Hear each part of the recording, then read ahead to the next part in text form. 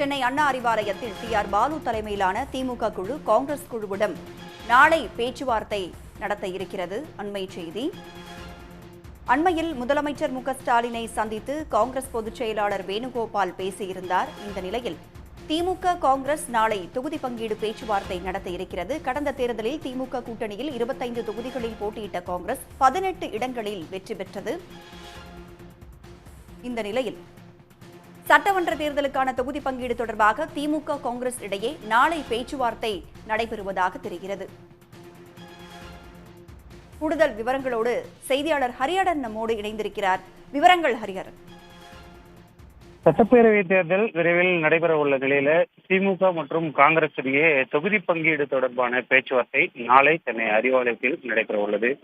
குறிப்பாக சட்டமன்ற தேர்தல் தொடங்கியதுமே கடந்த 22ஆம் தேதி முதல் திமுக தனது கூட்டணி கட்சிகளோடு தொகுதி பங்கீடு குறித்த பேச்சுவார்த்தை நடத்தி வருகின்றது. அதன்படி கடந்த 22ஆம் தேதி மாலை வேளையில முதலமைச்சரை அகில இந்திய காங்கிரஸ் கட்சியின் பொதுச் செயலாளர் வேணுகோபால் நேரில் சந்தித்திருந்தார். அதனைத் தொடர்ந்து காங்கிரஸ் திமுக இடையே கூட்டணி பேச்சுவார்த்தை எப்போது நடைபெறும் என இரண்டு கட்சி தொண்டர்களிடையே ஒரு எதிர்பார்ப்பு இருந்த சூழல்ல தற்பொழுது நாளை சென்னை அண்ணா அறிவாலயத்தில் நடைபெறுகின்றது.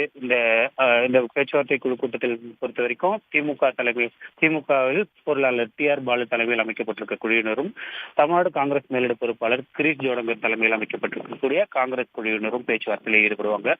காங்கிரஸை பொறுத்த வரைக்கும் கடந்த முறை 25 தொகுதிகளில் திமுக கூட்டணியில் போட்டியிட்டிருந்தது. அதுல 18 வெற்றி பெற்றிருந்தது.